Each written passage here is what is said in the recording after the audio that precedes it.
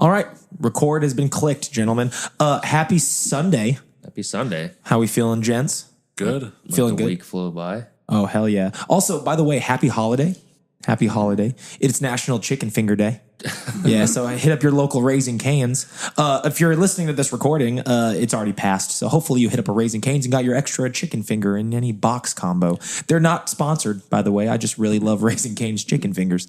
But you know what? Let's give our... Where is the closest one here? there's one on Lincoln and Lincoln and Fullerton. Okay. It's right up the street. Dude, I went there for lunch today. It was delicious. Is that more Never of a been south- there. Is You've that- never been to a Raising Never been to Cane's? Raising Cane's, no. Well, I was going to say the same thing because they're not really on the north side, I don't think. I think they're mostly on the south side.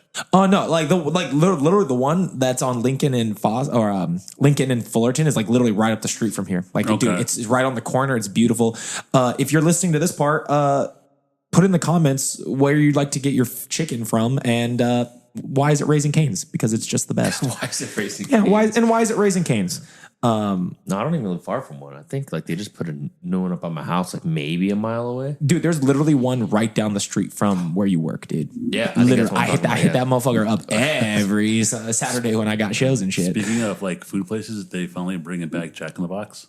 I saw that in Bolingbrook or somewhere, right? Yeah. Dude, I'll be honest, I didn't even know they had Jack in the Boxes here in the Midwest because I thought that was just a West Coast thing. Yeah. Apparently, I guess they were way, way back in the day before our time, and then they kind of faded out because I guess they got bought out by someone else, and then they came back, and it was kind of a Midwest whatever kind of thing. Yeah. And then there was an article I saw that said that they're going to be bringing them back to Chicago, and it's going to be Chicagoland area and everything. Dude, shout out to the what is it? They had those sourdough burgers, right? That was their vibes.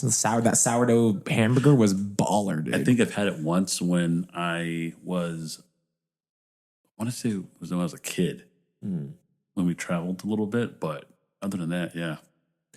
What was the name of that restaurant that they made a bunch of them and they shut down because it made too many and they just went again and started making more and Hooters. Sorry, no. I heard nationally Hooters are shutting down. I did hear that too. Yeah. I don't know if Hooters is going to get the Flava Flav treatment that Red Lobster had. Apparently, there's a rumor that Arby's is going to buy them out. But Arby's How gonna is buy Arby's going to buy anybody out? Arby's dude, is who goes to Arby's, dude? Yeah. I'm so sorry, but who goes to Arby's, man? I kind of do when. Okay, what do you get from Arby's if you're going to Arby's? So there's these roast beef sandwiches that they smack. So I don't personally just go drive to one. It's when my mom. Elaborate. So my mom, she does this big shopping at these arts and craft stores, and it's near an Arby's. So whenever she goes shopping, she'll grab sandwiches from Arby's and bring them home. Oh, okay, got it. So you're not the one physically going to the Yes. Arby's. I just can't get over that. I think the hat looks like a dick. Or the hat logo. It's supposed to be a cowboy hat, but it looks like a dick. Does it really? I totally forgot what the logo looked like. Yeah, I haven't even seen it. Okay, everybody, pull out your phones. It looks like it's supposed to be like a 10-gallon hat, but it's a penis. And you cannot convince me otherwise. Yeah, I'm so sorry. Whoever did that to Arby's is a national treasure, and we should build statues of that guy because what a gangster. But we're gonna get Travie on the line. We feel good with that, guys. Yeah. All right, I'm gonna shoot him a call. You guys mute up as soon as you answer, and we'll get this thing kicking.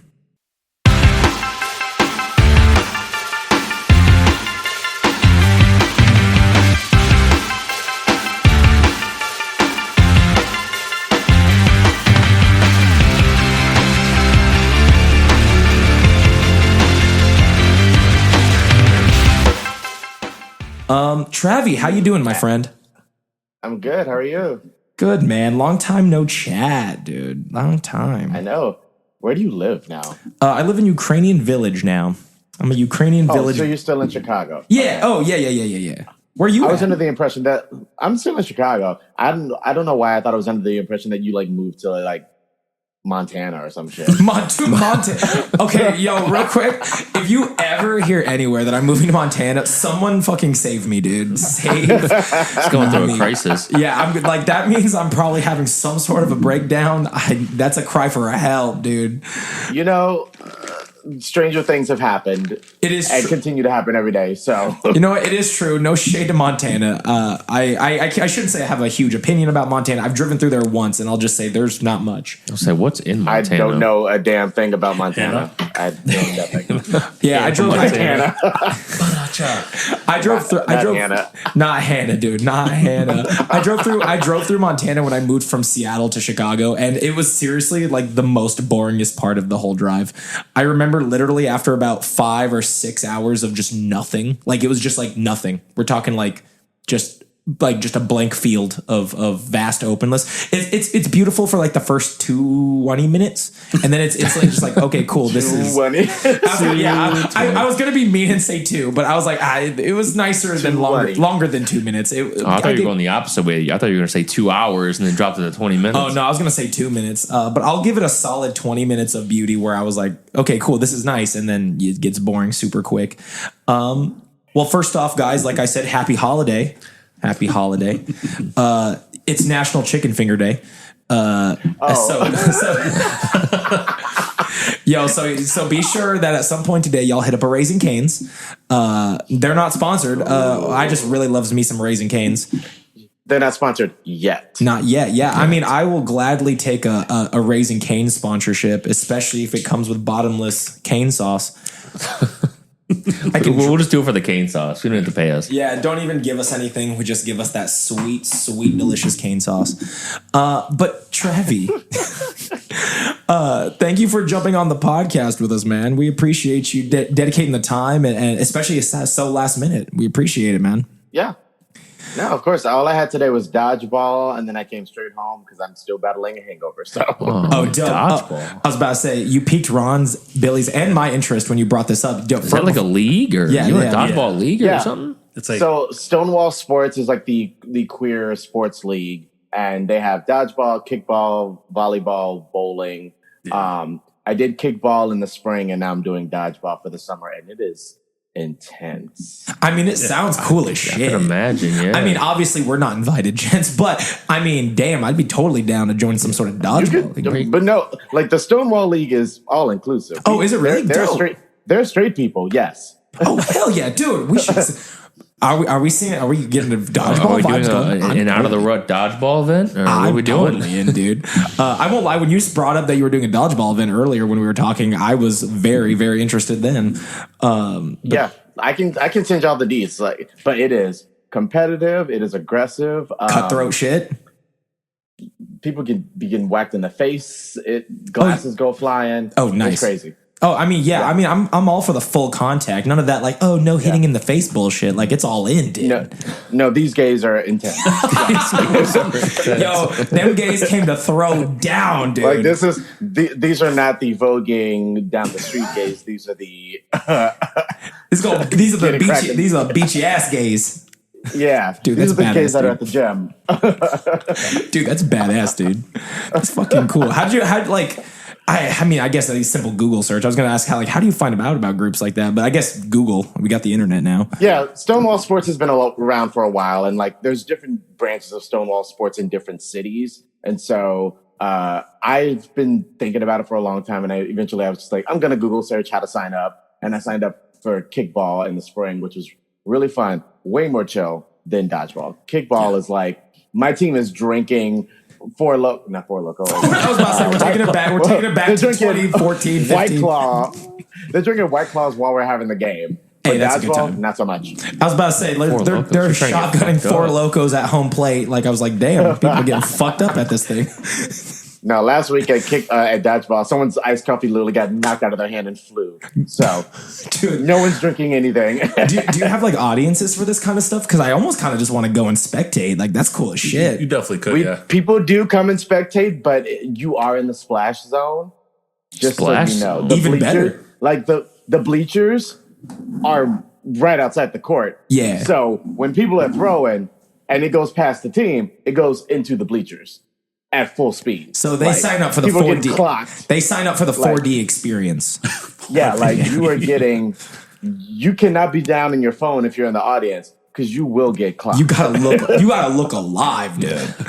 That is you were dodging in in the bleachers, dude. Yo, you should send us your game schedule. Maybe Billy and Ron and I will just like go cheer our boy on and dodge balls from the bleachers, dude. It sounds badass. We play every Sunday. Shit, every guys, Sunday we're locking it in on a Sunday. 3-4 weeks. Dude, badass. It's at the center on Halstead. The games start at 11 and go through like 3, I think. Maybe 2 is the latest game. They're all 20 minutes each. Okay. I was done by noon. So nice. all my games were back to back to back. And nice. And you have like a dedicated team? Like do you compete with other like Stonewall, like people with the group? So the way they do summer dodgeball is that they have people sign up as captains and a co-captain. The captain gets to pick one person to draft. The co-captain gets to pick one person to draft. And then the other 12 people on the team are completely randomly drafted. So I met most of these people, and a lot of the people met for the first time at our first game. Oh, cool. Yeah. So you're getting to learn how these people play. Yeah, better way to get to know people that way. It's goddamn crazy. But a lot of people who do dodgeball all the time, they know each other already because they've been on different teams, mixed and matched. So there's new people added in, and then there's a lot of veterans who are like, okay, go for that. Go for number 13 because he plays this way, but he doesn't guard his feet, but he throws really hard. And I'm like, okay, you guys have been doing this for a while. Okay, the scouting report. Hey, okay. that's freaking cool. That is badass. Yeah. We got to hit that up, gents. Rep crazy. our boy Travie. But Travie, like I said, thank you, man. We're here to talk music with you, man. You've been making music for a long time. I feel like I just kind of going down your catalog. A lot of your music sounds very different. It feels like it's been influenced by a lot of different things, and I'm sure it has. So we're excited to get into that with you. You sent me some tracks. We're going to listen to them a little bit. These guys have not listened to them at all. I listened to them obviously, but they're going in completely blind. So they'll kind of get the initial reaction kind of experience as we go. Okay. But I figured we'd start off just with some Q&A type stuff. Talk about you. One of my favorite questions to always kind of start off with is, can you tell us about a time when maybe you've been stuck in a rut, either artistically, professionally, whatever, and how you essentially went about getting out of that rut? Oh, well, I could tell you the biggest rut was when COVID hit. Oh, yeah. And that's when a lot of artists were just like, what the hell do I do now? I was in the middle of probably the biggest show of my career as an actor. I was in a stage production. It was Universal Studios teamed up with the theater team, and they made a stage adaptation of The Secret of My Success, the Michael J. Fox movie. Yeah. And I was in that ensemble, and Universal was going to come to the show and plan it to transfer to Broadway. And so I'm like, yes, this might be it. This is going to be my big chance. And then 2 weeks after we opened, and before Universal even got to see the show, the pandemic hit. The Pandemic Lovato took us out. Goddamn Pandemic Lovato, dude. The Pandemic Lovato took us out, and we just had to shut down.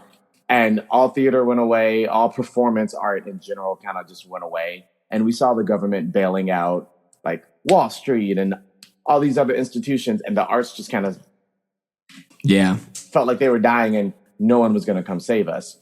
And, as a creative, you start to get that buildup of like, I'm not making art. I'm not doing anything. What do I do to keep myself happy and not go crazy? And I've been writing songs since I was 16. So I took that time to literally sit at my computer and go, all right, a lot of people become producers and musicians at home. So I started watching YouTube tutorials and really just I had made music before because you had been a part of it. Yeah. Kind of random projects that I'm I don't. And looking back at some of those songs, they're fucking terrible. But I mean, I feel like they have to. That's how the process has to start, man. Everybody likes a good story where someone comes up from. I say greatness from humble beginnings a little bit, but that idea of hey, you know what? I don't know what the fuck I'm doing, but it's not going to stop me from trying and developing and trying to put something good out there eventually, you know? And that's an act of bravery. You got to be willing to be bad at something before you can be good at it. And I allowed myself to be very bad at making songs. But I sat down and just started working on stuff at home. And, I dropped stuff regularly. And eventually I was scouted by a sync label in LA. and they listened to all my stuff, and they're like, "Hey, we like the sound. What you write is very uniquely you, but also there is some potential here for this to be like successful in the sync world." And for those who don't know, sync is like getting music's license for video games, TV, commercials, movies, stuff like that. And they're like, "We want to take your stuff on." So then they just signed me and onboarded all my songs. Dude, nice. And that pulled me out of my rut. And I'm like, okay, I guess I need to keep writing and keep improving and get it better. And I shifted my artistic focus from being a stage actor to writing songs. And I've been releasing music consistently for the past 5 years, like at least a song a month. And about an album a year. This year, I'm releasing a second album literally on Tuesday. My second album of the year comes out. And I'm like, it's been a lot. It got me completely out of that rut.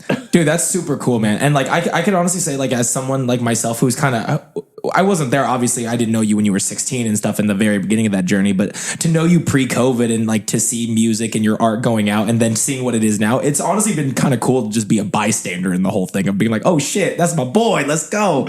Like, you know, all the music videos, all the collaborations that you've done and stuff like that. It's just been such a cool thing to be kind of like a bystander on the sideline for. So it was definitely cool for me to see that evolution in terms of like, I appreciate that. How much music you were pumping out at the beginning versus how much music is coming out now, the quality, the music videos I see, like wall to wall, it's just fucking cool. And I'll say inspiring. Do they know about the song that you were on way back in 2017? No, we do not. No, never heard of it. No, they don't. So back when I was very, very much a novice, I wanted to make a Christmas album, but I wanted to be so artistic and different. And I wanted them, because Christmas songs are always like ballads and sentimental and like usually chill. And I wanted Christmas to be a party. So I made an album and I was like, I'm going to call it Litness because it's a lit ass album.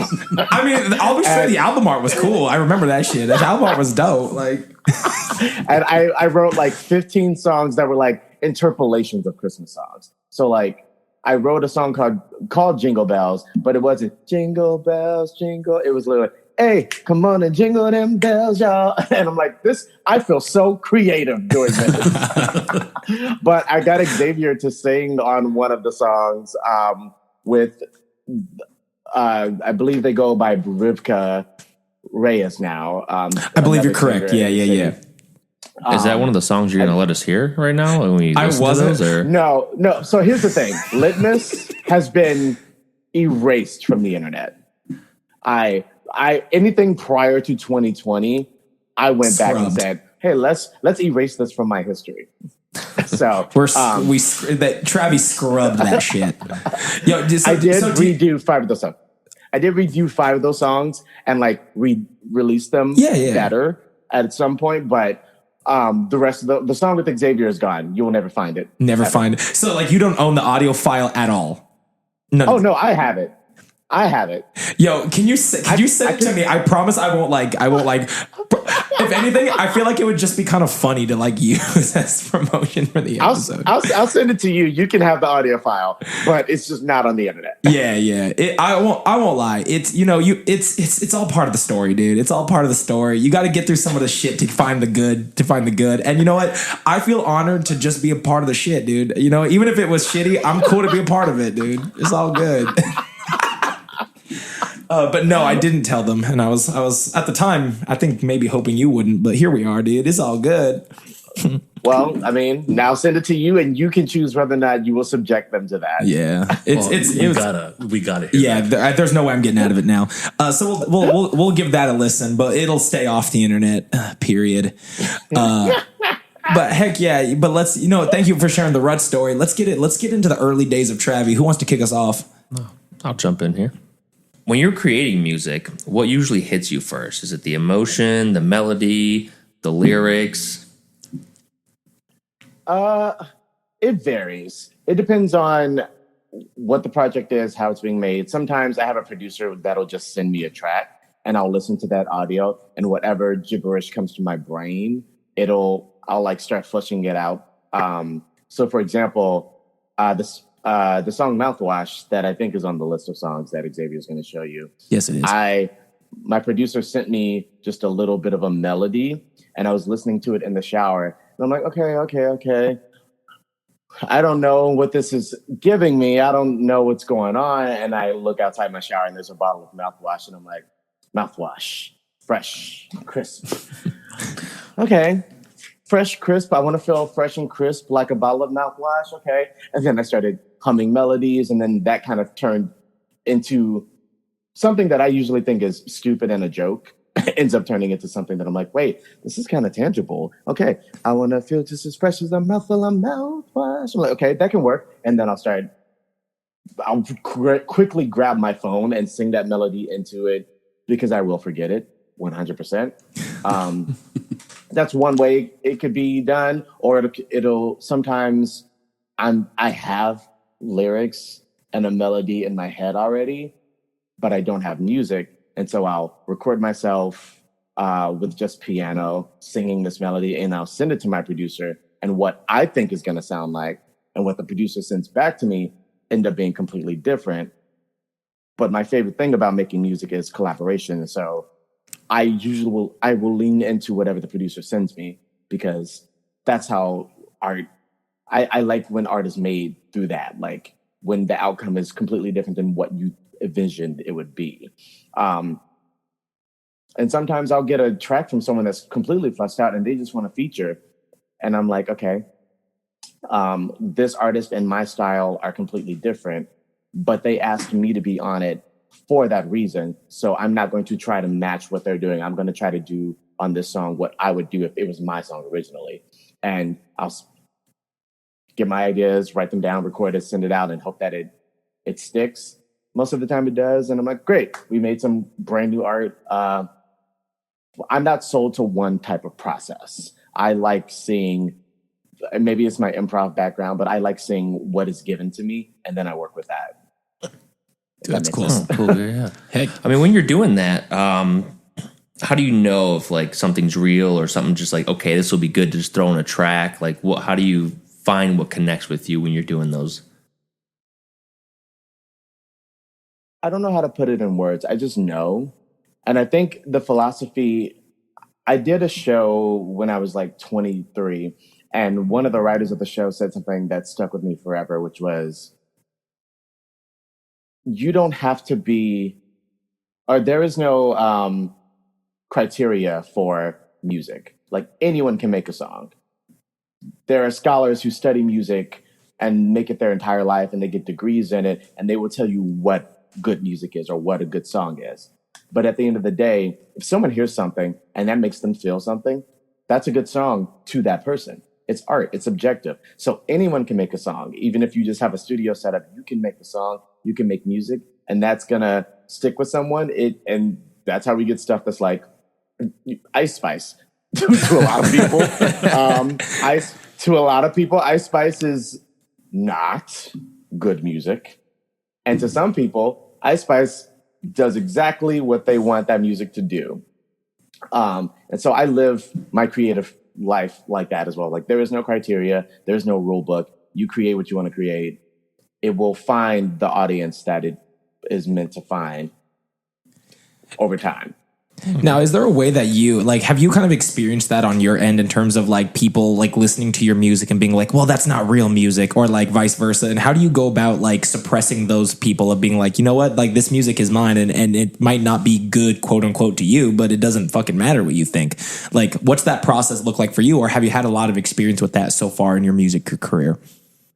I think any indie musician has experienced that because of the streaming world.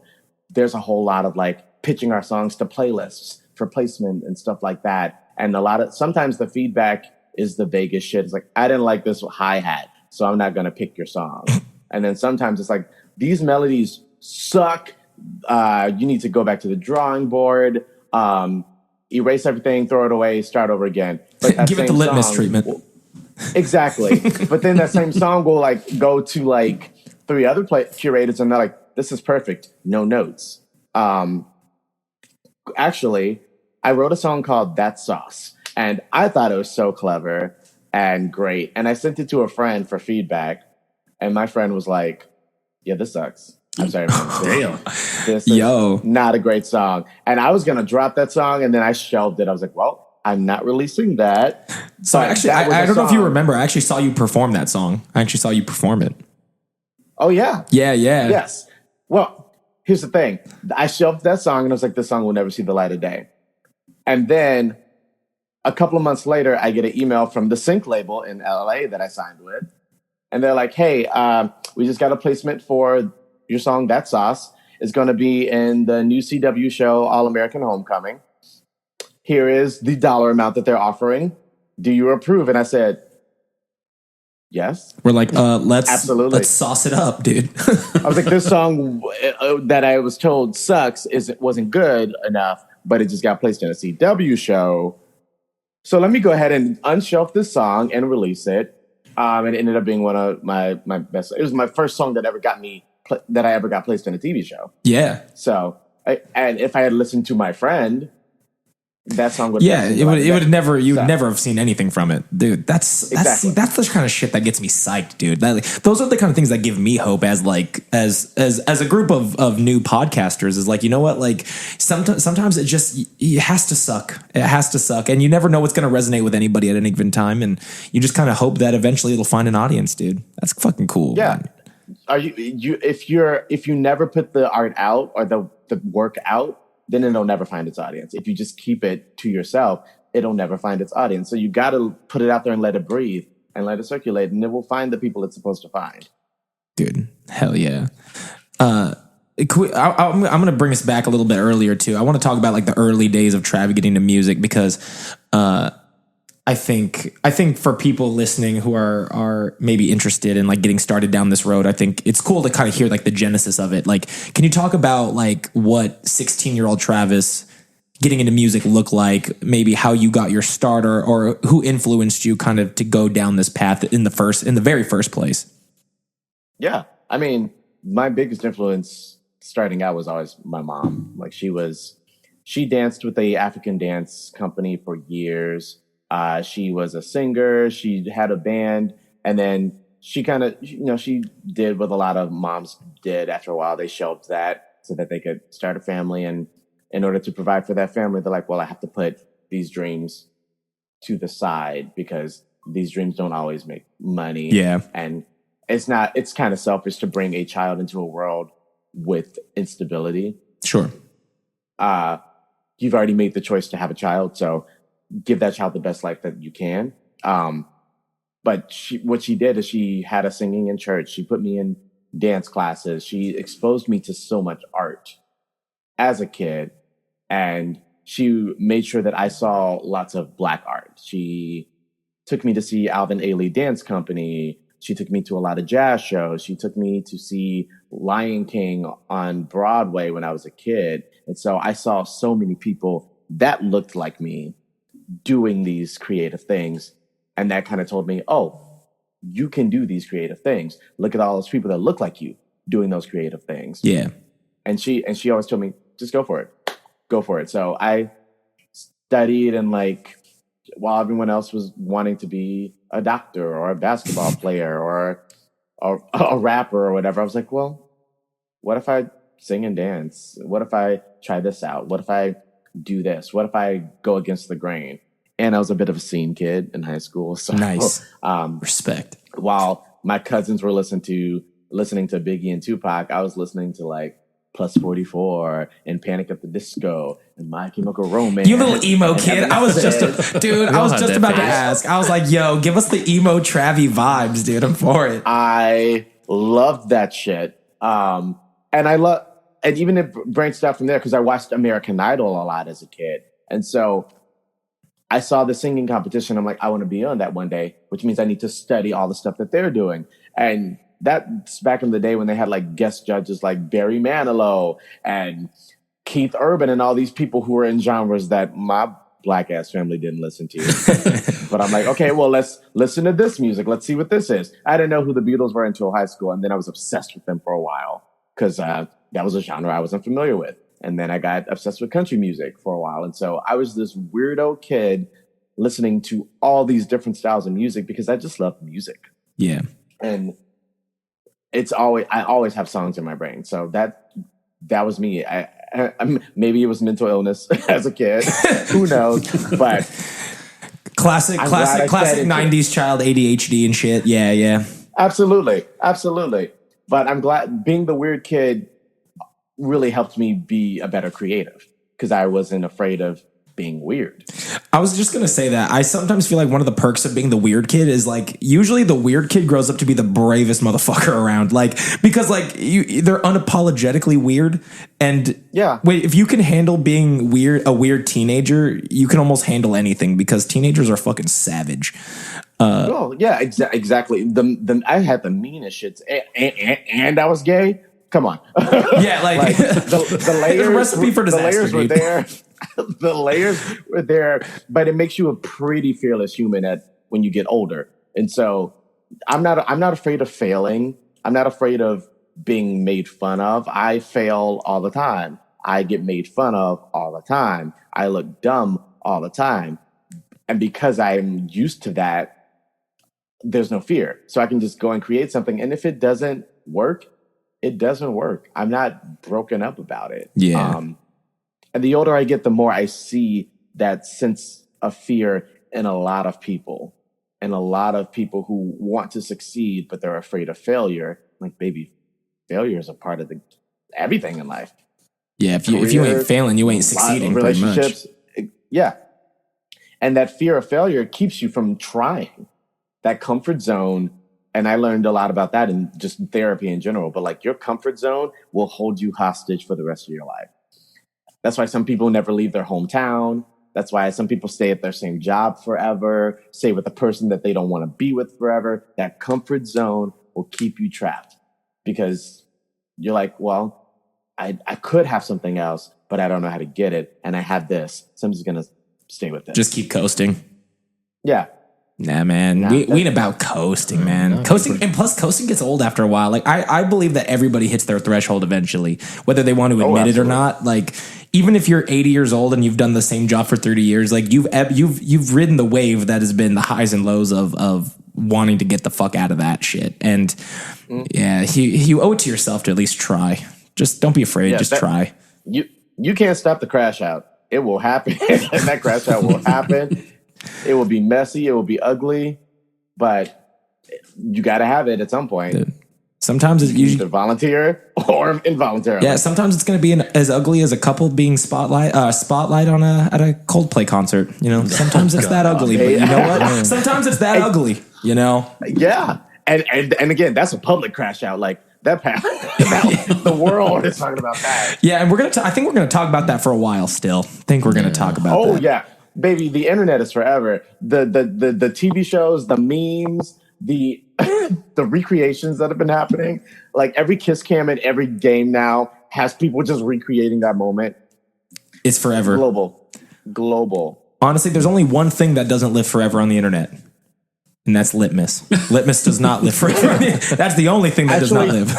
I do think if you like look through YouTube, you can still find the old recording. You know what's funny? Thinking of that, my brother just sent me a video on YouTube when I think I was like 12 years old. Me and my buddies, we used to like set up stage these like fights, right? We would just record ourselves just beating the shit out of each other. It'd be in the middle of the street, like it'd be in alleys. Funniest thing, but like I totally forgot about that. And then he sent me this video like 2 days ago, and I was just watching it. So you're saying if I hop on YouTube right now and search 12-year-old white boys fighting in the street, I'll find your ass fighting? What in the world, Star? Yep, that literally was. It's literally called White Boys Fighting in the Street. No, holy shit. Yeah. So Travis has to send me Litmus, and you have to send me that video. I'll send you this video, yeah. Dude, oh God. The shit That's crazy. Yeah, we would just fight each other. Holy shit. Was that you just fucking clocking that dude? Yeah. I feel like I just witnessed a literal crime take place. Oh my Lord. So,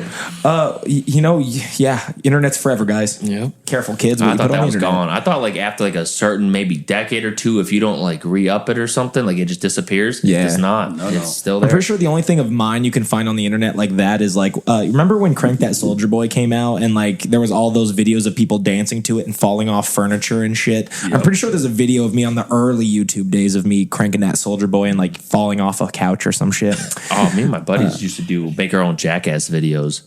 That like we would jump me not at all. We would jump off like roofs into like bushes and shit, and dude, we would do so much shit. But those videos are still up too. Nice. Yeah. You know what, dude? Like the early days of YouTube were precious. The internet's just not that anymore. I think the first real thing I've seen on there was when you get a chance, look up the old videos of Lin-Manuel Miranda recreating like musicals in his yard when he's like a teenager. It is so funny. You're just like, what the heck? This is the Lin-Manuel Miranda that we know today. It is so crazy. Dude, that's fucking nuts, dude. It's so crazy. God damn. But awesome. No, music, little Travie getting inspired by his mom, getting exposed to music, dude. That's fucking cool. When would you say like your music career really like started? Like even before 2020, like when you were like, okay, cool, I have my own little studio in my apartment. And you really started kind of to deep dive into the logistical end of music producing. I think I've had so many starts. I even think now as I'm ending this chapter, it's starting something completely different. I would say the moment I got serious about it was the moment I got that sync deal. Yeah. Because to me, that was a sense of validation. That was a sense of, oh, what I create actually does resonate with people and commercially. Like I can make a living off of this and my songs are good enough. Like I create my art and of course I'm thinking, yeah, my art is good enough for me, but you know, you could write songs and someone would never ever hear them. And I think that sync placement was the moment that I was like, oh, I could do this. I just got to keep writing, keep getting better, keep those muscles going. And I think that's also why I crank out so many projects, because I'm always writing, I'm always creating, I'm always like, keep those muscles going, keep those muscles going. One day, one of my songs will land in the hands of Kelly Clarkson and she will sing my shit and I will be like, I wrote a song for Kelly Clarkson and it's on her album and now I'm in it. Now I'm in it.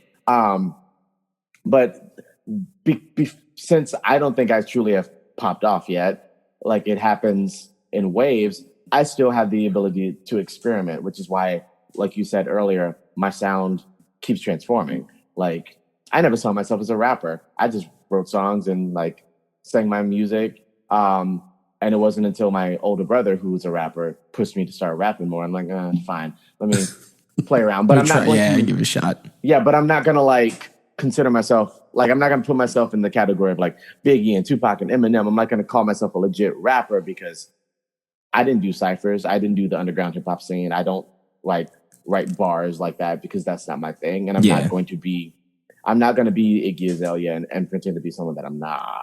I would legit pay to see you in a cipher, Travis. I gotta let me practice. Like I got the one-liners because I do have a background in stand-up. But like I would probably go more the Lil Dicky route where I'm like, I want to make you tee hee hee. I want to make jokes. I totally forgot about Lil Dicky. Dude, I'm all about the tee hee hee, bro. I'm a tee hee hee, bro. I would rather tee hee hee. But yeah, like pushing myself and bouncing around from like rapping on tracks to singing has been a fun game. And I'm a class clown at the end of the day. So wit is probably the underlayer of all of my songs. I want to make a pun. I want to make a song that makes people go, wait, let me rewind that. What did he say? Like, let me play that back. What the fuck? No, that's fucking cool, man. That's fucking cool. Travis, quick question for you, kind of digging more into your music. Now, you mentioned that you're inspired by different genres and your mom kind of got you into that and stuff. When you are writing lyrics or making a song, is there any particular artist you kind of pull some of the ideas from, whether if it's a country or a rap or a rock or a classical, anything along those lines? Oh, absolutely. I would say, and I this man's name has never left my main. I have main five that I call them. And this man's name has never rotated out of that. A lot of other people's names have rotated in and out, but Bruno Mars is always in my 5. There's a layer of wit and like whimsy to his lyrics, to his writing. The man sings down, and like his inspiration is James Brown. So there's always a layer of like funk in there. And that has always been kind of my thing too, is like, I like funk a lot, whether that be funk infused disco, funk infused rock, funk infused pop music. And so, yeah, Bruno Mars is always there. A name that's kind of cycled in there recently is Duran Bernard. I don't know if you're familiar with him. I'm not. No, never heard of it. Yeah. R&B artist. If you get a chance, look at his Tiny Desk concert. He is a queer black man who his entire set, he's very inspired by like Prince and Erykah Badu. And so he is a performer. He is doing the wildest shit while he's performing. And it is a spectacle. And it's so Prince-esque. Like his Tiny Desk concert, he's dressed up at... Did you guys watch The Proud Family as kids? Yes. I dabbled into it. Billy did. I definitely did. Yeah, I remember watching it. It was part of my rotation, but I don't know if I ever like religiously watched it. So Duran Bernard is dressed as Uncle Bobby from The Proud Family in his Tiny Desk. Billy's face just glowed. His background singers are dressed as La Cienega Boulevardez and Sticky and like all these Proud Family members. And he is performing his songs at Tiny Desk dressed as the goddamn Proud Family. And that's how out there he is. Wow. But that's cool shit. That is musically cool. and vocally so good that you're like, damn, the talent is there. And we don't know what this man is about to do. And it's that level of freedom and like not caring what anyone thinks and just kind of living in whatever you create. Yeah. That I'm like, he's going to be in my top 5. He's going to stay there. And yeah, other people cycle in and out, but like, these are people that I'm like, remember, this is your inspiration right here. This is your inspiration. Brandy is another one. Brandy is the queen of like, people call her the vocal Bible, and she's the queen of adding layers to songs. So like, and Xavier, you can remember this even when I was recording the older stuff. I'm like, okay, sing this. Okay, now sing it 17 more times, and we're going to create a choir and a very thick, rich vocal out of all of this. And yeah, a lot of R&B artists do those heavy layers, and it makes some real yummy stuff in there in the music. And so I always want to like have that in my songs, even if it's a pop song about mouthwash. I'm going to have those elements in there. That's so funny you brought that up too, because I was going to ask, because obviously having listened to some of the songs and pulling them for the episode and stuff, and like there is this level of like whimsical funk to it that does feel very like Bruno Mars-esque, while still I feel it being authentically you and still different. So I'm excited for these guys to kind of hear some of that, which on that note, I do got one more follow-up. Oh, shoot. Yeah, go ahead. Shoot, Billy. Now, you mentioned that you have a top 5 and it kind of rotates in and out a little bit. As of right now, besides Bruno Mars, who else is on that top 5? Currently, top 5, Bruno Mars, Duran Bernard is still there. Brandy is there because she just got put right back in my radar. She's about to go on tour with Monica. I really love Spencer Sutherland. So he's what everyone calls blue-eyed soul, a white boy who sings some really good like soul rock music. Yeah. And his last album, The Drama, is so I still don't know if this man is gay or not, but in my brain, I made him that because it's that Prince, that Mick Jagger-esque energy where I'm like, you play with femininity and like you aren't going to talk about it. What Harry Styles thinks he's doing, or Vincent Boone thinks he's doing that realm. Yeah. So yeah, Spencer Sutherland is in that top 4, and then I discovered a band called the Scarlet Opera this year. All right, and that lead singer is a queer man who again has that Mick Jagger, Prince. So I feel like it's like sexual fluidity a Queen. little bit. Like it's like doesn't matter if they're gay or not. It's just like they are just authentically themselves, and it flows on this spectrum of like feminine, masculine, like it doesn't matter.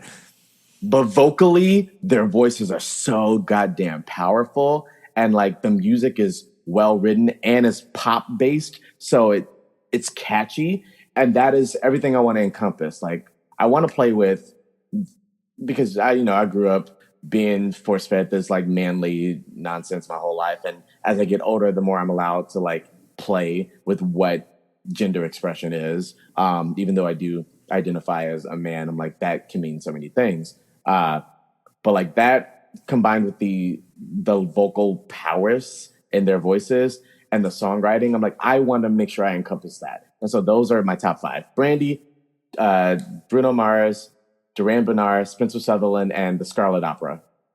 Wow. Hell yeah. So before we get into the music, because I kind of want to end on the music bit, because I feel like we're going to talk a lot about, as we go through each track, we'll talk about each one a little bit. So before we go into the music, I have one more question. And this is kind of more about the tech side of the music business, or the music that you make. Like, in terms of like getting started, right? If I was just somebody off the street who has nothing, right? No equipment, no whatever. If I was looking to like, okay, I want to start producing music out of my apartment. Like, how did you go about learning about the equipment that you use? How did you perfect that over time? And how did you like begin to learn essentially what is in front of you and how to best utilize it? Because I'll tell you, as someone who's kind of learning that stuff right now, kind of as we do this podcast, like there are days where I'll fucking Google shit and I'm just like, I'm so overwhelmed by all of this shit and what the fuck does this mean versus that mean? And how did you go about learning that stuff? And like, what are some things that people should consider when looking to pursue music? Yeah, well, here's one thing is YouTube is completely free, and the answer to almost every question, there is a YouTube video for it, especially in the music business. Like, a lot of people are intimidated by getting equipment, getting the correct mic. I use a regular podcast mic. I use a Blue Yeti for a lot of my recording because it's USB and I can just plug it into my computer. Yeah. And then I learned how to manipulate audio enough to make it radio quality. Yeah, it takes more work. An expensive mic you can just record and then go. But I taught myself from YouTube videos how to really learn how to EQ and like what sounds good. And I made a lot of really bad shit. But I did it every day, work on that thing. And you start to learn what to hear for, learn what to listen for. And be patient. Like you're not gonna, especially if you don't have a music background or a audio background or a tech background, and you're starting this and teaching it to yourself, it's not going to be perfect. It's never going to be perfect, but you got to be patient with yourself. Practice every day. You will get better. Some people it takes days, some people it takes weeks, some people it takes months, some people it takes years. It's your own journey, and don't compare yourself to anyone else. Period. Wow. Yeah, you cannot compare yourself to anyone else because it's going to be different. And then as far as like the software goes, like where do you record on? And like, is there like certain software systems that you've used that you're like, okay, this doesn't do what I need it to do, I should look into this versus that? Well, every MacBook and every Apple product comes with GarageBand on it. And GarageBand is actually a really great tool. I was about to say that's what we use, so thank God. I was hopefully you were going to say that. Well, GarageBand is a really great tool to learn. And then once you've learned a lot and you're ready to upgrade, I went to Logic Pro X, which is the professional musician software through Apple. So it's very similar to GarageBand. It's got extra stuff in there that you got to learn, but you don't have to relearn from scratch. Got it. It's like it's like a level up. Yeah, like some people use Audacity, some people use Pro Tools, but that's a completely different program, and you'll have to learn that program from scratch as opposed to going from GarageBand to Logic Pro. You're like, oh, I recognize a lot of this shit. The layout, the buttons, there's just all these extra bells and whistles now that I'll have to learn. Got it. And I say, just because Beyonce uses Pro Tools doesn't mean you need to use Pro Tools. You ain't got Pro Tools money. She got Pro Tools money. She got Pro Tools money. She got that Pro Tools money. Yeah, we ain't rocking with that. Yeah, so like, use what you got, and again, don't compare yourself. Especially don't compare yourself to people that got money. Yeah, hell yeah, dude. Screw nepotism. We're very anti-nepotism around here. Yeah. And is there any piece of equipment that you're like, hey, if you're not going to go cheap on something, don't go cheap on this? Well, contrary to what I just said about my mic, I would say if you're going to invest in something, make it a good mic. Get a good mic. Invest in a good microphone for sure. A good mic can fix a lot of issues. All right. Hell yeah, dude. Well, thank you for that, Travie. Any other questions, gents, before we dive into the music? Yeah, I got a few things that I want to know about. Dude, yeah, shoot off, dude. Shoot off. So what part of making music is the most underrated? Some of the stuff that people don't really see. I don't know if I can answer that for everyone, but for me, it's the editing. Like, recording a bunch of things into a mic is fine, but then when you sit down and you're like, okay, I have all of these ingredients, and now I get to mix it and make a dish out of it. And again, I'm a person that likes to layer. So like, there's the instrumental that my producer produced, right? That's the foundation. And there's like the top line, which is the main vocal of the song, like me singing the verse and the chorus. It's flat out, right on top. And then there's all that stuff in the background that you hear, like layers of the chorus, layers of the background vocals, what effects I'm going to do. Am I going to do like a vocoder? What kind of reverb? What kind of delays? That entire mixing process that makes it an actual recording and not just a song is the part that I enjoy and cherish the most, because none of that is pre-planned. I get the foundation and then I go, okay, what am I going to do with this one? Because it has to be catered to this song. There's no formula. I'm not going to do one thing with one song that I do to all of them. Like, what am I going to do to make this song special? To me, that is the best part of creating. That's a song. All right. So how do you show up for those parts? Like, even when it's not glamorous, like even it's not the fun stuff, it's like the background stuff. How do you show up when it's like difficult things? I obsess. I sit here and when I used to have roommates, I live by myself now, but when I used to have roommates, they would be so annoyed because I would be singing a tiny little part about 500 times until I get it correct. And then I layer that like 500 more times. And I just sit here and obsessed over it until it's correct. Sometimes I'll walk away from it. I'll come back the next day and be like, that sucked. I don't like that idea anymore. Cut it. Start it over. Your roommates are like, fuck you, Travis, damn it. Yep. We're back to square one. They would hate it. But I would be sitting here going, boopity boop, boop, boop. And then 5 hours later, they still hear me going, boopity boop, boop, boop. But in like 5 different octaves and harmonies. Boopity boop, boop, boop. They're in the other room watching Netflix going, boopity boop, boop, boop. God damn it. Shit, it's in my head now. Yeah, pretty much. But I obsess over it until I get it exactly how I want it to sound. And there have been things I've worked on for days. And then right before I finish mixing it, I'm like, I don't like it. Cut it. And then just remove it from the track.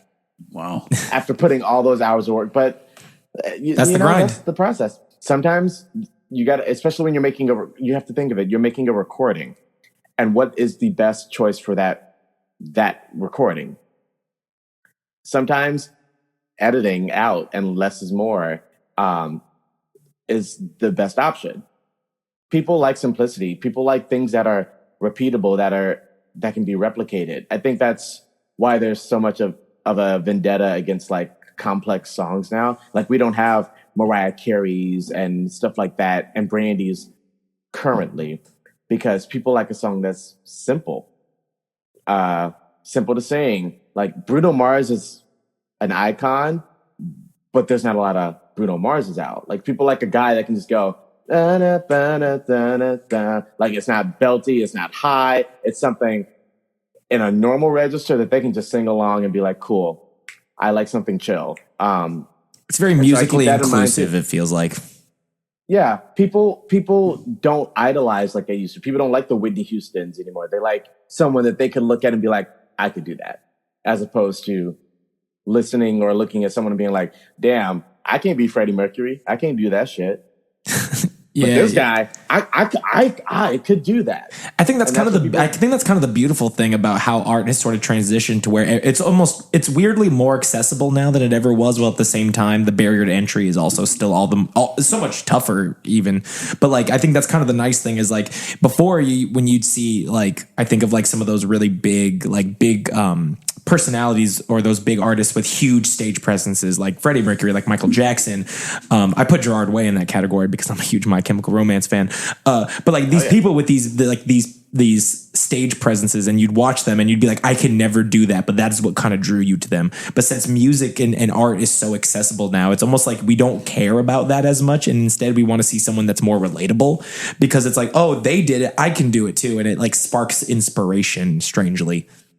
And I think that's a double-edged sword because I personally love seeing someone that is so extraordinary that I'm like, I would like to be extraordinary like that person. Yeah. I don't want to look at someone mediocre and go, I would also like to be that level of mediocre. If they can do it, I can do it. I love being the underdog in the situation. I love being the most underrated person in a room. I love being the least attractive, the least talented, the least whatever person in the room because I'm going to work hard so that I can be like everybody else. That's just how I was raised. That's how people ask me a lot what my inspiration is. And I say Jamie Foxx. Jamie Foxx was a comedian. He was an actor. He danced. He wrote music. He did stand-up. Like, he had all these hats that he wore. And to me, that's what a superstar is. Someone who checks off all these boxes. And that's always what I wanted to do. And that's why I've done all the things I've done. That's why I write music. That's why I do stand-up. That's why I do improv. That's why I act. That's why I dance. That's why I sing. Because I'm like, yeah, I want to be what little Travie saw as a superstar. I want to strive for greatness. But I do love that, like, there's the everyman that everyone sees and they go, if they can do it, I can do it. So it's a double-edged sword. Yeah. But different people aspire for different things. That's a cool cool perspective to think about it from because it's both easier now to be an artist while at the same time probably one of the hardest times to be an artist at the same time. Strangely enough. Yeah, it's oversaturated. So yeah. How do you stand out? Yeah, you have to be talented enough to stand out while still being accessible enough for people to want to listen to and enjoy. And walking that line, I imagine, is probably one of the hardest parts about making music, I'd imagine. Absolutely. Hell absolutely. Yeah. Pop off, Ron. I know you got more questions, player. Give it to us. So with your music, do you see your music more as storytelling, therapy, or connection, hype? Like how do you view your own music? I would say for me, it's a form of therapy. But for me, I'm a clown. I like jokes. And to me, jokes are a form of therapy because if I'm tee-hee-ing, then I'm not boo-hoo-hooing. Straight up. Humor is my go-to coping mechanism for sure. I like that. And so like I have friends who write songs and a lot of their songs are so sad, which I get. I'm like, they want to put their feelings and their emotions in the song. For me, I'm like, I want to write something that cheers me up. I want to write something that makes me not sad. All right, puts you in a good mood. Yeah. So I tend to write more up-tempo things. Or if I'm talking about something sad, like my song Touch Some Grass, which is about anxiety and burnout, I'm like, okay, how would I, as Travis, deliver this? I'm like, yeah, everything is overwhelming. Everything sucks. So let's go outside and touch some fucking grass. Like that. That's how I would phrase it. So that's how I want to write the song. What was the question? I think you answered it. The answer to the question was touch some fucking grass. Yeah, right. Have you ever had someone tell you that your music helped them through anything? Dude, so it was like 2-3 months ago. I went to Fat Cat with my boyfriend. For some reason, I thought you were going to say Fat Camp. I was like, I went to Fat Camp. But I was like, Travie, there was no fucking reason you should be at Fat Camp. But also, Fat Camp, that's still a thing. Okay, cool. So when I was at Fat Camp, no, Fat Cat, it's a restaurant in Uptown. I went to Fat Cat with my boyfriend, and we had dinner. And when we came in, this group of gays in the corner was staring at me, and I couldn't figure out what it was. I'm like, oh God, did I like turn them down on Grindr or something? Like, are they mad at me? Is this going to be a weird situation where I get called out? But no, when we were when we were leaving the restaurant, one of the guys was like, "Hey, are you Travie?" I said, "Yeah." Oh God, yeah. I'm like, I love your music. I've been listening to your music for years, and I am so happy to see like where you started and where you are now. And that has never happened to me in person ever in my life. That has got to be an awesome feeling. I was just like, wow, thank you so much. That's really goddamn cool. And then literally 24 hours later, this lady on Instagram DMs me, and she's like, I just want to tell you how much your song Smile helped me. It's a song I wrote about like mental health and like, again, trying not to crash out. Sometimes you just got to smile to get through the day. And yeah, she slid into my DMs like, hey, this is in my daily playlist, and this song has helped me get through so much in life. And I was like, wow, okay, what I am doing is helping people. I'm glad. And I'm glad to start hearing that come back to me because, I do it for myself. I make my art for myself. My goals are be hot and make art. Check and check. And I think I do that pretty well. But like to see that my art is helping other people and it's being sent back to me now has been a fantastic fucking feeling. Dude, that's so fucking cool, man. And like, for one, congrats on that. I feel like that is like a pillar of success. I feel, you talked about like, feeling like you made it when you get Kelly Clarkson sing one of your tracks. But I mean, I feel like just having people know your music and come up to you and just express that, like that to me, I feel like is its own pillar or its own milestone of success there. So fucking congrats on that, man. Thank you. I mean, like I said at the beginning, just like to be at that performance where you sang Sauce for the first time. And I think, and like, I'll be straight, I was like maybe one of like 20 people in the audience, but like, I remember being there and being like, you know what? Like, this is how shit starts, dude. You start with a 20-person audience and then it starts to grow from there. And to be, just to have been been a small pinpoint in that fucking process is kind of cool. Like, it's cool as shit. It's like seeing your favorite band at a stadium and remembering the time when you saw them in that fucking dive bar that one coffee time. Shop. Yeah, you saw them at the coffee shop doing fucking slam poetry or some shit. It's like that. It's like, I was fucking there for that. That's cool, man. Yeah, fucking congrats, man. Yeah, thank you. It's a one of those things that like, this is why I do it. I remember that. I love creating. I love the validation, but I also love hearing that my songs are helping people. Like, if I can write something about my personal struggles, my mental health issues, my fuck ups in life, and you can connect with it, and it helps you get through your mental health struggles or your fuck ups or whatever, fantastic. Let's heal the world with music. Hell yeah. And it's funny because I feel like I started learning. I learned that I feel like now I just turned 30 a couple weeks ago. And like, I feel like, especially in my late 20s and going into 30s, is like I used to have the perspective that you make art for other people, and I often felt like it wasn't, I don't want to say appreciated, but it wasn't valued the way that I was hoping it would be valued, because you're constantly trying to like cater your art to help people. When now in my 30s, I'm realizing like, hey, if I make something that means a lot to me, it'll probably help a lot more people because it's not trying so hard to do that. Mm-hmm. It's not trying to like pull people along for the ride. It's just kind of going on a ride and hopefully people jump on the fucking train with you or some shit, Yeah. Well, and like a way I humble myself a lot is I tell myself, and I don't recommend other people do this, I just do it for me, but I tell myself every day, you're not fucking special. You are not special. What you went through, someone else also went through. It didn't just happen to you. So because you're not special, you can talk about this thing and someone else will connect to it. It's a very glass half full perspective of that. Yeah. Yeah. It's like, I'm not unique, but that's kind of what makes me relatable to other people or makes me unique to someone, essentially. Yeah. And like, you aren't unique, but you also are. Because like, what you went through, someone else also went through. But there is no other person on this planet who has gone through every single thing that you've gone through in that combination. So like you are uniquely you in that combination, but you are not special. You are not the only person that's happened to you.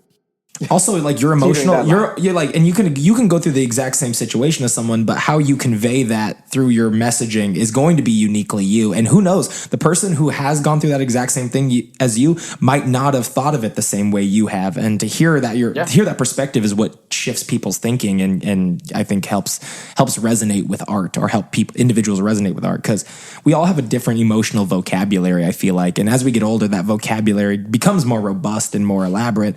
But like, someone else's emotional language and emotional vocabulary is going to be, everyone's going to be different from yours, even if they've lived through the same experience. And that's where the catharsis and I think the relatability comes in, which is kind of cool. Yeah. Yeah. Hell yeah. For sure. So obviously you sound like, a lot of the music you make is real, personal, and about like your life experiences and things like that, or things you've witnessed. How do you balance being real and staying relevant and making sure you catch, the attention of audiences to make sure people still want to listen? It's interesting. Some of my songs, I try to find the balance of like writing something that's really personal and then finding something that is like a character. And I remember Jessie J did an interview and she was saying, guys, I wrote Do It Like a Dude as like a character. Like, I'm not walking into a grocery store going, stomp, stomp, I've arrived. Like, no, that's not who I am. And I'm like, yeah, that's me too. Like, I'm not walking into the grocery store going, singing That Sauce. That Sauce is 100% a character. Like, your plate looking pretty dry. I think you need that sauce. I'm not saying that in normal conversation to anyone. Hey, nice to meet you. But I like to sometimes write the things that like, here's how I'll phrase it. I sometimes like to write in a way that shows my intrusive thoughts won. Like the things that I know I shouldn't say and I won't allow myself to say normally, I let myself say it in music. It's like that phrase, hey, crash out today. Do it for the plot. That's I kind of personify that in some of my songs. And so on my last song, Crying at the Discotheque, it was a lot about like my mental health, going through a big breakup and depression. And I turned it into dance songs. And so that was more of the honest side of me. But then I have songs like Don't Funk With My Mood, which is just like, if I was you, I would not funk with my mood, 'cause I will steal your girl and I'll steal your best friend too. I'm not actually gonna do that, but I'm like, that's funny. That's funny as shit. Don't funk with my mood, 'cause I will steal your girl and I'll steal your best friend too, and I'll steal your man and he'll love me more than you. These are it's that inner monologue that hypes you up, whether you're gonna do it or not. It's like you're like, you know what, I'm bad enough to do this shit. Like, let's go. It hypes you up, man. That was legit a bar. And I think that's kind of I was like, that was a bar. That was a good bar. And I'm like, this is what I would say in like a stand-up routine. But even, stand-up comedians, like, they kind of exaggerate the truth a little bit. Again, for the plot, for the laugh. And so I find the balance of like, okay, this song is going to be honest, and then this song is going to be absolutely outlandish, extraordinary, because let's put on this character. What's been your biggest why am I still doing this moment? What's kept you going? I ask myself that every day. But I think that's what every artist does. They wake up every day like, I should quit. Maybe I'll quit. Today I'll quit. Maybe today will be the day I quit. And then you encounter a piece of art, or you go see some art, or you go to a concert, or you hear a song and it re-inspires you and it relights that fire. I think an artist probably quits 3 or 4 times a week. And it's important for a creative, or I guess any field, to like go see someone else's art. Take yourself out of it. I've been to a lot of concerts this year. I saw JoJo earlier this year. I saw Kylie Minogue. 2 weeks ago, I saw these queer indie artists named Z Machine and Bentley Robles. And I met them during the pandemic when I was still learning how to be an indie musician. And Bentley Robles had like maybe 2,000 monthly listeners on Spotify. And Z Machine was a little bit more popular, had like 12,000. But they've been constantly making music and building their brand. And I went and saw their concert 2 weeks ago. Bentley Robles just signed a record deal. Like if you look him up on Spotify, he has like 100,000 monthly listeners. Z Machine's in the same boat. I'm like, I've watched them grow over these years, just grinding and hustling and touring. And that made me go, yeah, sometimes you just got to keep going. But like seeing people who also were small artists grow into this big thing recently. I talked to a lot of my queer friends now, and they know exactly who Z Machine is. But a couple of years ago, they're like, who? Yeah, Z who? Exactly. And I'm like, that re-inspires me. And artistically right now, after this album comes out on Tuesday, I'm making a conscious choice to take a break from releasing because I want to live life. And I think that will inspire me to write differently. So I don't know what my next chapter is, but I know it's going to be different than like my past music because I'm taking time to like just live life and experience things. I was going to say, expose yourself to some new stuff. Yeah. And then let that inspire what I create next. And I think that's how artists continue to evolve as well. Again, I lost the original question. I went on a tangent, but honestly, it don't even matter. It's actually a good segue into my next question. Like, what is the future? Like, if in your perfect world, in Travie's world, like, what does the future look like for your music, or where would you like to see your music go, or your career in music go from here? I do want to continue to write and release. The idea of being a pop star has left my brain so many years ago because that's not a tangible thing I can hold, and that's not something I can control. But I do want to continue to write things that like reach a wider audience. So I definitely want to write songs that are catchy and like I want to get more sync placements, whether that be in a Grand Theft Auto game. Actually, I would love for my song to be. That would be amazing. Dude, I want you to know I'd buy that game so fucking fast, Travie. If you told me one of your tracks is in there, I'd be like, yo, give it to me now. Let's fucking bop, bro. Well, and again, I write stuff like Mouthwash where I'm like, this song could easily just be in a Mouthwash commercial, a Mouthwash campaign. So I want to continue to write stuff that's quirky and unique like that. Yeah. Knowing that it has a life that is potential. I've written down a bunch of song titles for the next chapter of my life. And what I want to do with those is make that title become a song. I don't know what that song is going to sound like yet. I don't know what the lyrics are going to be, but I think I want to let my intrusive thoughts win a little bit more in my next chapter. Nice. So here's a few examples. I was going to say, drop us some nuggets, bro. Here's a song title that I wrote called To Whom It's About to Concern, which I'm like, that's great because it's a letter.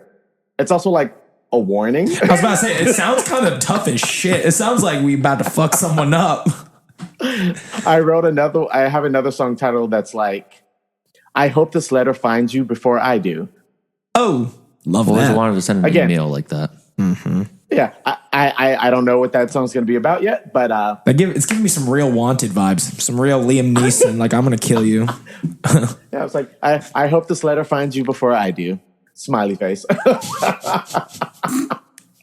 That's awesome. So yeah, I think I just want to experiment a little bit more and like happy go lucky mental health Travie is going to go on the shelf for a bit, and like chaotic ?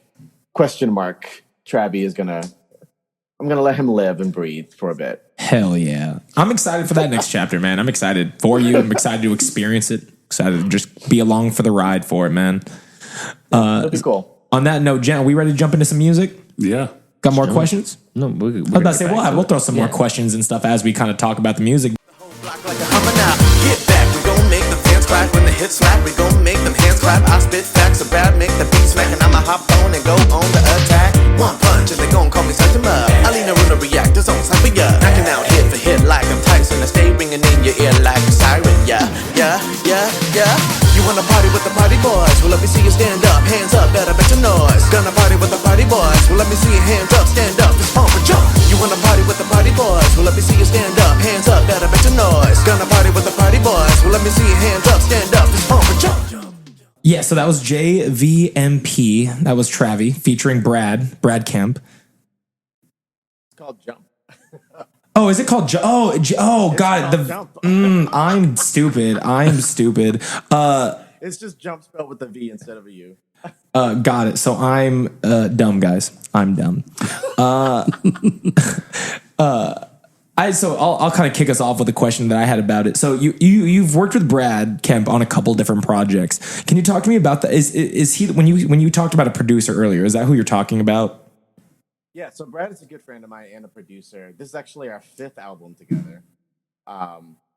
Brad and I met when I did the conservatory at Second City, and so he's a really, really talented hip hop producer.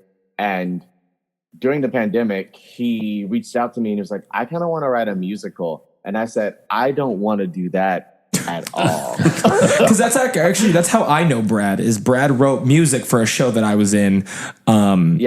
And stuff. So I knew he had like more of a musical background. I knew he liked like rap music and stuff because I remember he was kind of getting into some of that with, I think, a group of other friends. But when I saw you guys working together, I was so interested on that relationship and how you guys got to be so close collaboratively and artistically. He wanted to write a musical and I said, fucking ill, bro. I'm like, I don't want my music and my writing to be connected to musical theater whatsoever because musical theater was what I did for work. And so what I wanted to do creatively, I wanted to be so different. And what we landed on is like, we'll make a concept album. And the first thing we wrote together was called Comeback. And production-wise, lyric-wise, it was not musical theater, but it told a story. And after we did that, he was like, I really like the way you write, and I would like to make more things together. And so we did. We started writing more, and 2-3 years ago, we sat down and we said, let's do like a 4-part album series. The first one we wrote was called The Good Boys. That came out in 2023. The second one was called The Bad Boys. That came out last year. The album that comes out on Tuesday is called The Party Boys, and that's what Jump is from. Got it. And it's just a whole bunch of like dancey tracks. And then next year, hopefully, once we get the ball rolling on that, we have The Sad Boys. So The Good Boys, The Bad Boys, The Party Boys, The Sad Boys. That's kind of like the progression. Yeah. Good Boys was more like up-tempo, mental health, feel good about yourself, love yourself songs. The Bad Boys was more funk-infused, like, being good is over. Fuck that. Time to be bad. And then this album's like, hey, the world is shit. Let's just throw ass. Just throwing ass, dude. Let's just throw ass. The world is shit. 2025, the year of throwing ass, gentlemen. Just throwing that ass and around. Jump is the first, the opening track of that album. Hey, starting off with a banger. Wow, yeah. Yeah. I was about to say, I feel like it has very much of like almost like a late 2000s, like early 2010s kind of like party club feel. That's what we wanted. We wanted that 303, that almost like that Kesha, that 303, like just like let's just jump and have a good time. Those brothers, what are they called? LMFAO. Yeah. LMFAO. Fun fact, they're actually not brothers. That is an uncle-nephew duo. What is an uncle and nephew? Yeah. Yeah, dude, that blew my mind when I figured that out. An uncle-nephew duo. And this album, like that song, there's a couple of songs on there like that, but there's also stuff on there like, I really love Kendrick Lamar's last album, GNX. I bumped that shit. And like, I texted Brad and I was like, I need something that sounds like Not Like Us, that sounds like Squabble Up immediately, because there's different types of parties. Yeah, there's like the EDM party, but there's also like the hip hop party. And I want that to be included as well. So there's a couple of tracks on there that's like that California hip hop party music. So given all those themes, that happy, sad, all that stuff, if someone heard your music for the first time, what's one track that would explain you the best? That would explain me solo as a solo artist. Yeah. Yeah, like the barrier to entry Travie track. I have a song called Mind Your Business. Oh, we'll play that one. We got that one. I got that one queued up. Don't worry. We'll get that one in. That one is another example of like me letting the intrusive thoughts win, but it's like funk disco infused, and it's more so, it's very like whimsical. It's very like tongue in cheek, but still catchy. And I would say that is the embodiment of like what my solo songs are. When I'm writing with Brad, they transform a little different because we're meshing our ideas together. Or if I'm writing with, I have another producer I work with, Mr.Starbeast. He produced the rock album that I dropped called Black Funk. And like those songs are a little different as well. But like when I'm writing my solo stuff, it's very tongue in cheek. Dude, that's cool. Mind your business. How do you feel like your culture? How do you feel like your culture influences your art? And like, how do you feel like it influences your art? It does influence my art, but there's also like I'm a Black American, and what comes with that is a lot of lost history. Unfortunately, like I know my family, they have a graph, like the full family tree broken down. But what I know as a fact is that my great grandmother was a slave. Like she was released from slavery as a little girl. And so there's a lot of history there that I don't know and that I won't know because it was kind of taken away from me. But the beauty about being a Black American is that we've created our own culture here that is uniquely ours, that, Black Canadians, Black people in London, Africans, they were connected through skin color and like history and bloodlines, but Black American culture is so uniquely ours. And I said this to my friend yesterday, but Black Americans are really good at making the struggle look cool. Putting a little swagger to it for sure. Like if you listen to like all the like old Jay-Z and stuff like that, they talked about the grind, the hustle, how they had to sell drugs and stuff to make it survive. And people listen to those songs and they're like, yeah, fuck yeah, the hustle, the grind, and the struggle. Living that is not fun. But when we are talking about it, they're like, damn, yeah, that was cool. That sounds like it was fun. It sounds like something you want to do, but it's like in reality, it ain't. It wasn't.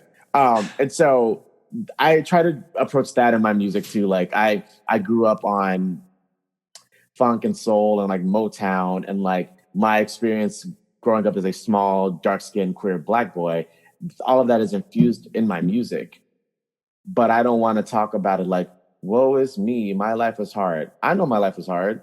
I'm not trying to relive that. This is me going, my life is hard, and now I'm going to make a joke about it. And now I'm going to like have fun, because that's a form of protest, is not letting that past inform, or not letting that past dictate how you live your present. Yeah. Let it inform that, but like have some fun. And so, yeah, I'm like, yeah, I'm going to make this funk pop music, make it positive, just dance around about it. Dude, hell yeah. And I try to empower queer narratives in it, Black narratives in it. I focus a lot on mental health in men in my music, because we were taught that men that go to therapy are fucking crazy. Still do in a lot of time, like in a lot of ways, still do. And that transcends like Black culture. That is in any culture, like Latino culture. If we had more white men in therapy, we'd probably have less school shooters. But I mean, shit. That's a conversation for another day.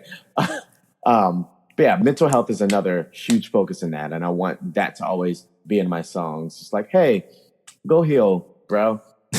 Go heal. Just go talk to someone, bro. Like, please. No, that's great. What's one of the first songs that you've ever made that made you feel like, okay, like I'm really doing this? So there's a song on the album, the first album that I made with Brad, called Surprise Me. And it's a more honest song, but I wanted to put it in but I was challenged to put it in the context of telling this story. And still to this day, Brad's like, that is the best chorus you've ever written. That song hits us in a way that like none of our other songs do. And it's actually one of our least popular songs, but is this one of the songs that we're going to listen to? I didn't not have that one queued up. No, it's not on the list, but it's very 2000s or 2010s R&B. And every time I hear it, I'm going, I did that. I ate that shit up. I'm proud of that. Even if it wasn't like the most well received, I am proud of what that song turned out to be. And I try to replicate that song whenever I'm writing anything that's more like honest. What was short and sweet answer. Yeah, no. What was going on in your life during that time that when you were writing that song? Was there something that came up that made you want to write it, or what were you going through at the time? So when I wrote that song, was actually written about something in the past. My first ever like big important relationship and first ever big breakup. It happened right after I graduated college, so like 2012. And that was the biggest relationship I had at that time. But what had happened is that this guy would somehow always find a way to come back into my life. And when he would come back, I'm like, oh, this is when we're going to get back together. We're going to fix things. We're going to heal. We're going to grow. And then something would happen and he'd leave again. And then it would happen again. He'd come back into my life and then he would leave again. And it was this repeated cycle that all of my friends are like, dude, fuck this guy. Let him go. And the chorus of that song ended up being, just when I let you go, just when I think we're through, you keep on coming back around. Surprise me, come back around. And that, I think, was the first time as an adult that I wrote something that was literally honest about my life and that wasn't based off of like an intrusive thought or a character I was making. And that's why I sat with that song like, damn, that's the best thing I wrote, because it was honest. I don't do that much. Maybe I'm repressing emotions. And then I started therapy. Then I emailed my therapist and scheduled an appointment. Yeah, I was like, wow, maybe I should go to therapy, because it took me that long to write something like that. Do you still feel like that version of you still exists, or do you feel like you're a completely different person now? Well, I think in general, who a person is now, all of their previous versions are still in there because they inform the version that you are now. I'm a completely different person than that. I'm a completely different person than I was last year. For the better, I think. But I will never let go of that version of me. I will always give him the attention that he deserves, but I will never let him dictate what this version of me does, if that makes sense. Like that, I learned a lot. I learned lessons from that. I use those lessons today, but who I am today is a stronger, more confident, more attractive than that version of me. Hell yeah, you snack. And that's great. That's great. Yeah. I tell myself I want to look like, sound like, and be the superhero that 5-year-old Travie wanted to grow up to be. So what I do is every action I take is to make little Travie proud. And what superhero is that? Because there is a right or wrong answer. What superhero is that? This is just a friendship question. I'm just curious what your favorite superhero is. Currently? Sure. Or who was 5-year-old Travie's favorite superhero? The Black Power Ranger. Period. That was my favorite. He was the coolest. He was the coolest Power Ranger, hands down. They did give my man's a gun, which is wild. But I forgot they gave him a gun. They gave my man's a gun, which is wild. But yeah, Forgot the about Black. that. I was obsessed with the Power Rangers. So the Black Power Ranger. I also loved Static Shock. Dude, superhero Static Shock. Yo, that shit was fire. And the X-Men in general. Like, the X-Men were like... You got to have a X-Men favorite get in the Molly- X-Men. You can't just pick them all. Who's your favorite one? Can I pick a top 3? Okay, that's Sure. fine. All right, we'll take top 3. Then we're all going to share our Storm. top 3. Storm for obvious reasons. Hell yeah. Gambit Ooh, for good choice. obvious reasons. And then Iceman. That's a good one. Oh, that's a good trifecta. Yeah. Billy, your favorite 3? Well, Iceman was one of them. Nice. Yeah. I'll be honest, Iceman was one of my 3 too. Iceman was fucking cool, dude. I really Literally. Well, like, not to go too far off topic, but like in one of the X-Men movies, when like Logan had the beer and Iceman touched it with his finger, and it like literally froze up. swagger of that was so cool. It just like that's awesome. You call it swagger. That was such a homoerotic moment. Because he like blew into the bottle and he thrust it over, and I'm like, and they made eye contact. You know what? You're out, dude. There That was was so such- much sexual fire in that scene, dude. Little Travie had his sexual awakening during that scene. I was just like, wait a minute. But to go back to your question, so Iceman's one, Yeah. Cyclops is another one, Okay. and I think I'm gonna go a little underrated would be Jubilee.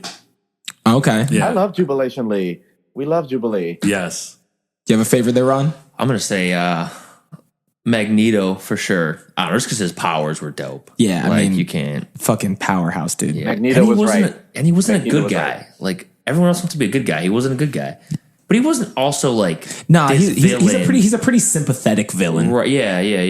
You know, I mean, his parents were Holocaust survivors. Sorry, they did not survive the Holocaust. They did not not. see the other side of that war. Like, Magneto's crash out was quite valid. Like he had every reason to do that. Yeah.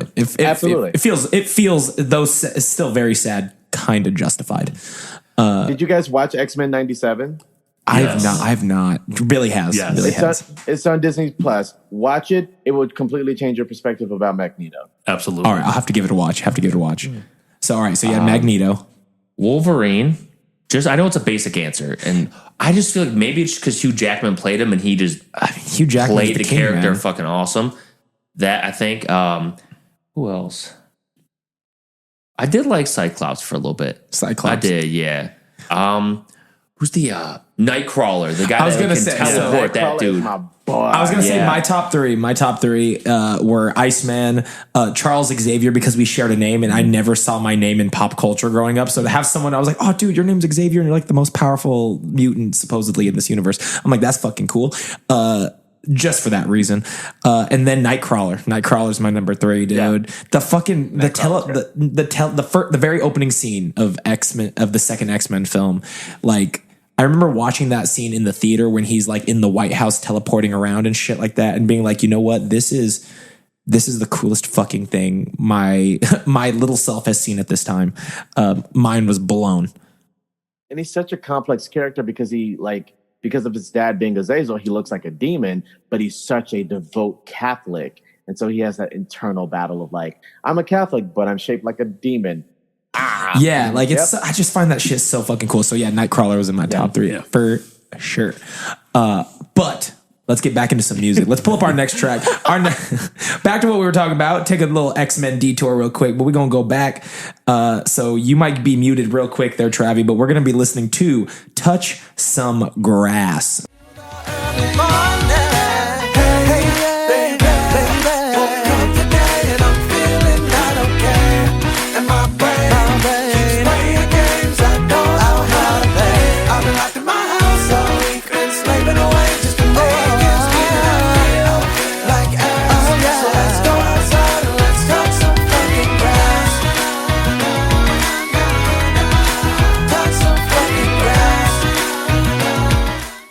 That was such a feel good song. Very, very interesting. Yeah. Different. You know what vibes that gave me? Like, you remember the scene Spider-Man after he just got like the black symbiote, he's walking all cocky and like Yes. feeling good. That's exactly how I Yes, felt when I listened to that. He comes out, starts dancing, pushes steps. That's exactly how I felt. Yeah, it has a little bit of that beat to it, where it's just like you feel like the sun's shining. You're walking down the street. Right. You might got an emo haircut, but you know what? It's all good. The vibes are high. Nothing can fuck your day up. I like the bounce to that song. That song has a little bounce to it. I feel like it's one of those songs that you can like walk down the street to, and you can walk to tempo, just like walk into the rhythm. Just snap your finger to it and just go into a coffee shop. You're right. Ignore everybody around you. You're the only person on the road or the sidewalk. That's the goal of the song, because it's so poppy up tempo. But if you listen to the lyrics, they are depressed as shit. It's like another day, another dollar, another mental breakdown pending. Yeah, like it's literally a song about I'm about to crash out. La la la la la. Also, I love a song. I love a song that has that curses in it, but it's almost like humorously cursing. So like just that chorus of just like I feel like ass, so let's go outside and touch some fucking grass. I don't know why, just like that line, it just like it invokes the smile on my face that I just can't help.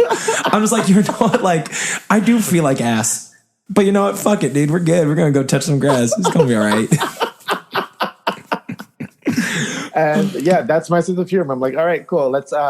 These are the things that your brain is saying, but no one puts it in a song form. I'm like, I'm just gonna put it flat out. Like, I feel like ass. I'm gonna go outside and touch some fucking grass. Like, I would put that on for my nephew who's like 6 and be like, yeah, we're bopping, and then all of a sudden I feel like ass. I'll be like, oh shit, whoops. Like that should be on a t-shirt. I was just gonna say that. That's I feel like ass. Let's touch some grass. Yo, hey, Travie, if we do it, let's do a merch collab, Travie, where we do Out of the Rut merch with I feel like ass. Let's touch some fucking grass. I'm down for that. I'm down. Shirts, I'm down. hats, bumper stickers. Fucking bumper stickers, dude. yeah. Yes. If you feel like ass, touch some fucking grass and get out of your rut.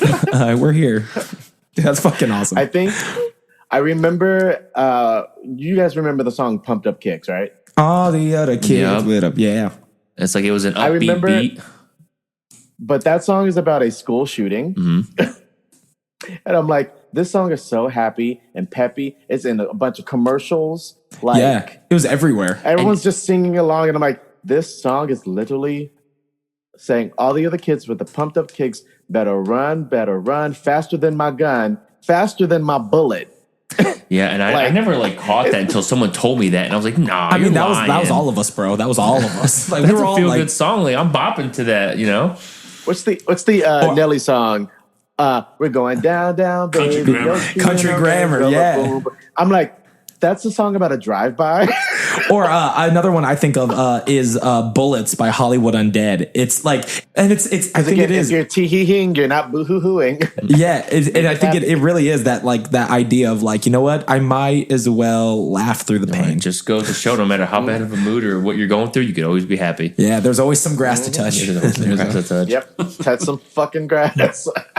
Yeah, that one's if I'm ever in like a bad mood or I'm just going through a tough time, that's what I'm going to. Just I'll go outside, touch some fucking grass. I'll share Travie's music profile with you guys, so that way we throw this on the rotation. That's gonna be a thing now, like in my life. Like you've inspired me. Next time I program a spin class, I'm gonna do a theme for spin called "Cheeringly Depressing," and it's all just gonna be a bunch of tracks like that sound happy that are actually morbid as shit. And touch some fucking grass will make an appearance. I do have a clean version out, so if you need to put it in class. No, fuck that, dude. No, fuck that. I'm to the point when I teach fitness now that everyone who comes, I'm just like, guys, we're fucking adults here, right? We're good. Yep. Because you end up passing up on so much good music if you try to find all the clean versions of everything, or you just end up not using songs at all because there's no clean versions. And I'm like, this sucks. And I think we're to the point culturally now where it's like, oh my God, they said ass. It's, oh my God, we're kind of past that being a bad word baby, now. We are adults. Yeah, like kids, like if they want to hear the music, the raunchy music with the foul language, like they're gonna find it. Okay, yeah. So why hide it? All right.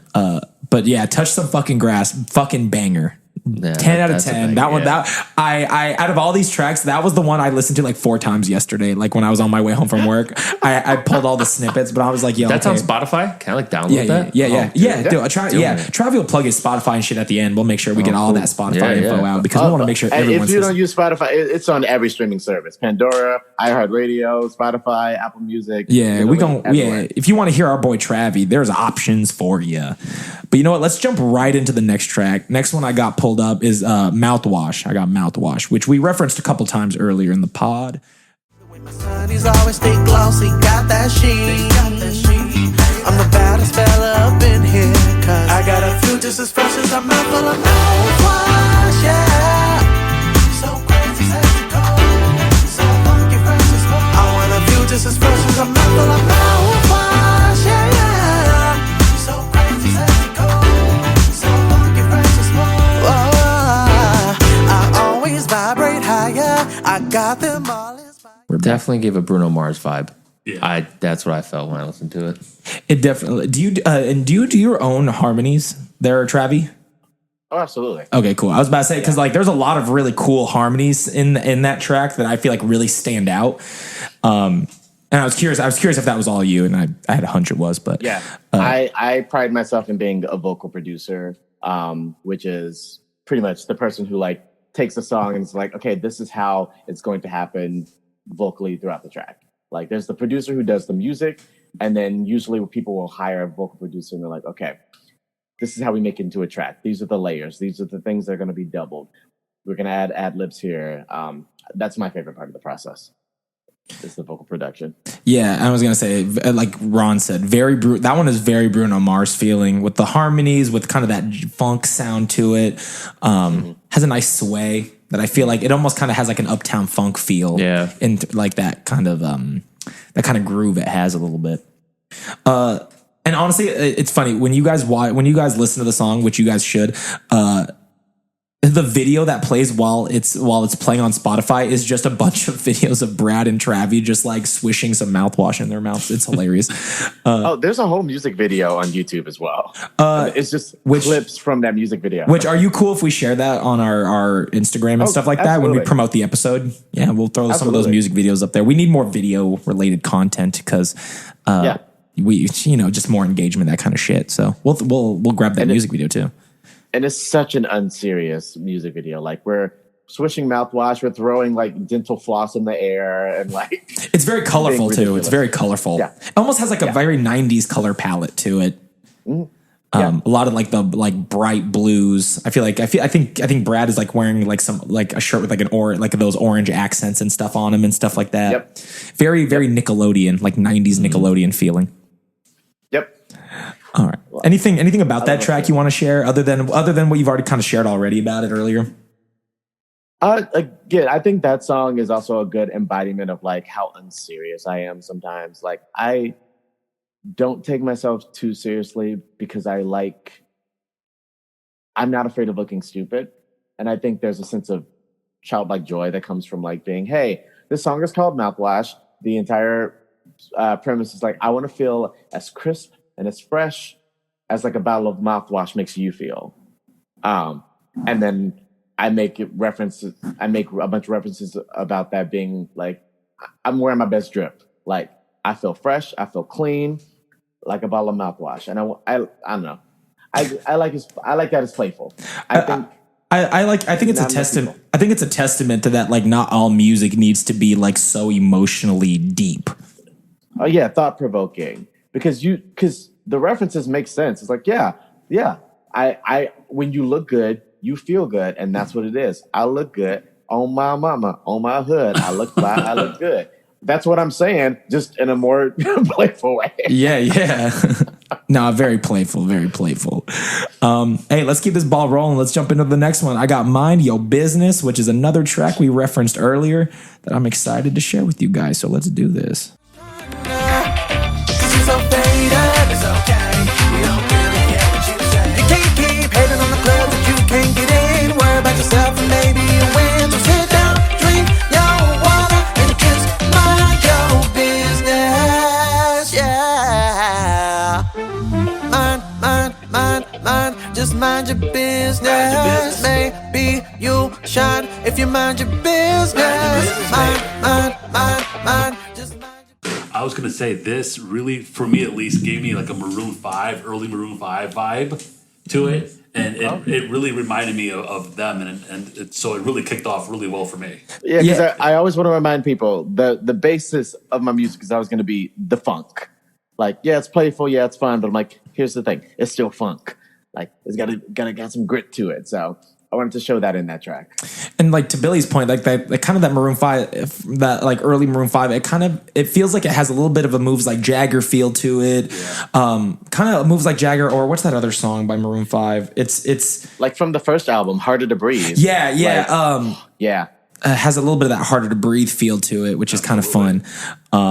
Plus, it was just nice to hear you kind of get a chance to kind of show off vocally, because we talked a little bit about like the simplicity of music being really catchy and being really in, and finding those pockets where you kind of get to still show off that you like the talent that you have is so cool. And I feel like at the end of that track specifically, where you kind of go off, is where that it feels like it starts to really like it really just starts to showcase your talent as an artist, and it starts to take on that life of like, oh, 1 minute it's super accessible and I can see myself doing that, and the next minute it's like, oh, now you're kind of taking ownership of the song and the performance of it, and it's like, oh damn, that is unique, that's something I can't do, that's something that, you know, I enjoy listening to through that lens, which is kind of nice. Yeah. Funny is this song is so funny to me because it was written out of a sense of revenge. Nice. I got into a little argument with a friend, and what prompted the argument was they were asking me what I was doing, and I just said, "Oh, I'm just laying low, keeping it to myself, minding my business." And like, they got really mad, they got really upset, and I said, "Why?" And they said, "Saying that you're minding your business implies that I need to mind my own." Maybe because it and does. I said, and I'm like, here's the thing. If I wanted to tell you to mind your business, I would say, mind your business. And so I wrote the song, Mind Your Business. You're like, so if you want me to tell you that, I literally will. So here's a 4-minute song of me saying that now. Hey, revenge is a great motivator, man. It's just another emotion on the color wheel, man. And you got to be able to express all that shit. Yeah. But like, it was such a harmless thing. I say that I'm laying low, drinking my water, minding my business all the time. It's literally just about me. It has nothing to do with anyone else. Nah. But I wrote that song as a response to that. So it's not a diss track then? No, this is. Let's make that clear. No, this definitely is. This diss track wouldn't have come up whatsoever had that friend not taken that moment personally. If that friend hears this, are they going to know it's them? I don't know. I'm not worried about that either. Ain't worried about it. Because mind your own damn business. Because you know what? Mind your business. Hey. I didn't say any names, so. Just mind your business. Yeah. Oh, that's funny as shit. I gotta love a good diss track, y'all. Got to. All right. So I have 2 more tracks. So Travie sent me only 1 more track, but I pulled up a second track because I know I'm going to surprise you, Travie. I'm going to surprise you with the last one. But the next track we have is Big Beast Bass. Why is that such a tongue twister for me to say? You're trying to say that 5 times fast? Big Beast Bass. Big Beast Bass. Big Beast Bass. Yeah, we're going to listen to some Big Beast Bass. And this one's Travie featuring. Oh, is it featuring, or is that your? Would you consider that person? So I'm featured on it. Oh, got it. So it's by Mr.Starbeast featuring Travie Austin. Goddamn, I woke up again and this my new jam, so let me just pop off. Put on your 2-stepper pants, throw up your damn hands, it's time for a dance off. I need to see you drop it low, keep on moving them bodies to the sweat, hit the flow, just pop, locking and dropping it to the beat like the roaring 20s. We shimmy the music and move your feet, let's go. Big beats gon' make the bass slap to make them cheeks clap, so party till you pass out. Big beats gon' make the horn sound, to buy another round and drop it till you fall out. Don't get it, then we get the uncommitted, like a short man, so we gon' start living. Big beats gon' make the bass slap. Before I go off, y'all go off, because I got shit I gotta say about that track. But go ahead. The combination of jazz and club music was just, I don't even know. I don't even know where I was at for that like couple seconds. That just, it hit so well, dude. So I picked it right at the beginning, right at the 15 second, in between 15 and 45 seconds. The fucking horns on that are so fucking fun. Like, I'm just like, like you said, that jazz, that club feel, it's just like, dude, it like, I felt like my head was like doing all the notes that the fucking horns were doing. It was just like I was going on an acid trip in like the best possible way. It's like swing dancing meets EDM. Yeah, it's like I don't feel a thing unless it ain't got that swing mixed with some like club EDM. I'm fucking but also for that. old school hip hop. Yeah. And the part where it builds right at the beginning too, where the horns get nice and low and they start to build back up again, like that kind of shit makes my heart stop, dude. Take me on a journey, brother. Mr.Starbeast is a brilliant producer, and he sent me that track, and he's just like, I made this a while ago. I don't know what to do with it, but I feel like you would just eat on this. And he sent me that track, and I sat there with that for months, like, what do I write to this? Because the structure is so unconventional. And I'm like, fuck it. Let's just party. Let's write some rap and send it to him and see if he likes it. And I sent it to him and he was like, this is everything that the song needed. Thank you. And he released it a couple of weeks later. I'm like, great. I'm glad it worked because I did not know. Hey, sometimes you just need that outside perspective a little bit of like someone else listening to it be like, hey, I hear something you don't. I can make something out of this. No, but that's a fun track. That's a fun track. Shout out to Mr.Starbeast. Shout out. It sounds like it could be on the soundtrack of like some movie, like some modernization of an old school Roaring '20s movie. I think it's perfect for a movie soundtrack. I don't know what movie, it hasn't been made yet, but like I want that song to find its way. I know. I wanted to play outside of like a club scene, you know, like in those Roaring '20s times of like a little bit of a modern feel, but something like that would be perfect for that, man. That was cool. I like that. I like that track. I like that snippet. Now I have one more track to talk about, and it's very topical for the day.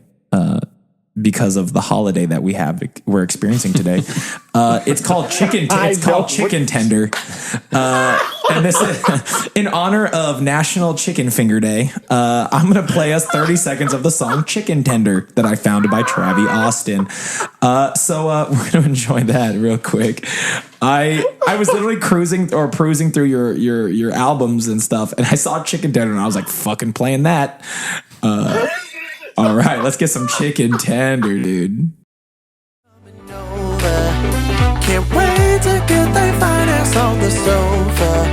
Cause baby, once I do, here's what I'm gonna do. Have some rubbing and some loving tonight.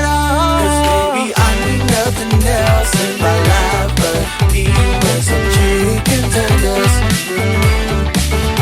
Cuddled up on a Thursday night, just me with some chicken tenders.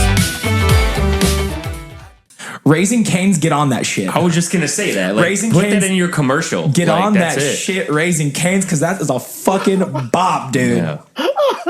Have you like added them or tried to like send that to them? Because I'm sure they would use that. Like that is the commercial for chicken tenders.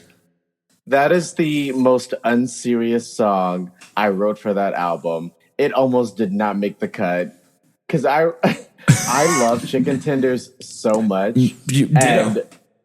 And it like my ex-boyfriend, whenever we would hang out, he's like, "What do you want?" I'm like, "Throw some chicken tenders in the air fryer." Like that is period. I would snap on that all day, and it happened so frequently that it became like a romantic thing. I'm like, it's gonna be me, you, and these chicken tenders on a Thursday night. Yeah, that's what I was saying. Hanging out on a Thursday night, just you and some chicken tenders. I was like, I fucking get it, dude. I get it.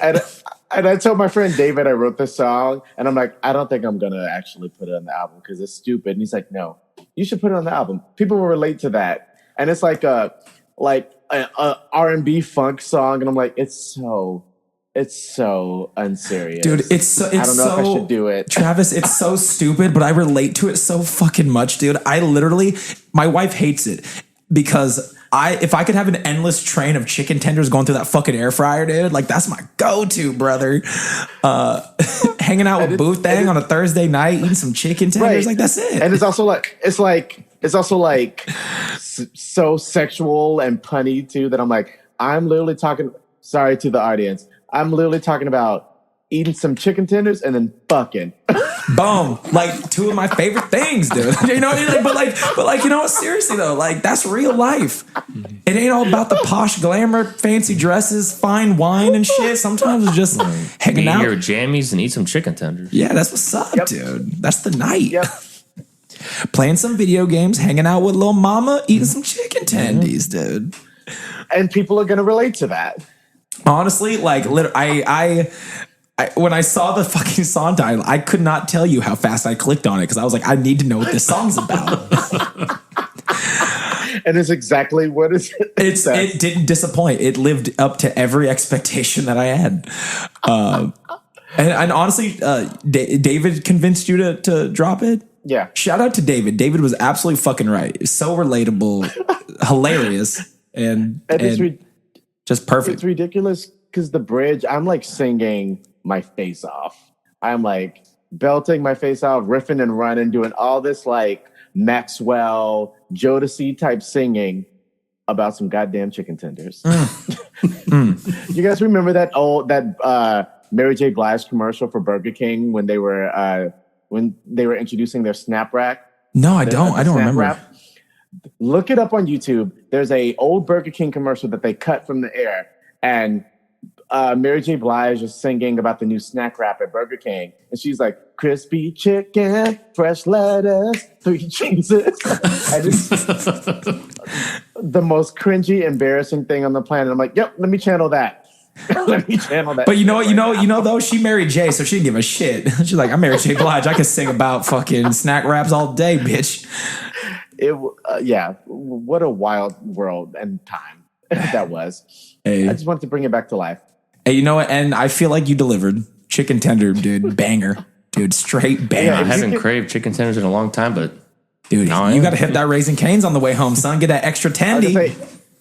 Raising Cane's, if you're listening, get them sponsored, and then just use my song in the commercial. You know what? I'm gonna DM them that track right after this. I'll be like, "Yay, y'all want to listen to this? Y'all sleeping on some good shit here." We're gonna get our boy Travie some work.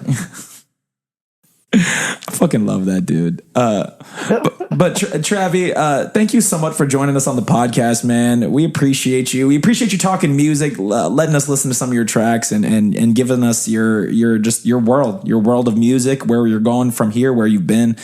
Any parting words, gentlemen? I got one good final question here. Go for it. I want to ask. Oh, hell yeah. All right. So let's say you were given a studio 24 hours free of charge, right? You can make music with any artist, dead or alive. What kind of track are you making? And who are you locking in with? I think you already know the answer to this. We're getting Bruno Mars in that studio with me. Hell yeah. And I'm leaving however many tracks we can crank out in 24 hours. That's what we're doing. Like, I'm like, Bruno, get you and your team that made 24 Karat Magic in the studio with me. We are making music until my time runs out. Period. I mean, he might. Did you hear that? You hear he's like he's spent all of his Vegas money, and I think he's just making music with everybody right now. Which, like, hey, you know what? That's the grind. That's what's up. Okay, we got to talk about that because he had "Die with a Smile" come out with Lady Gaga, which is still in the top songs, and then he has that song with Lisa from Blackpink, that Apata. Yeah, Apata. Yeah. Which is completely different world.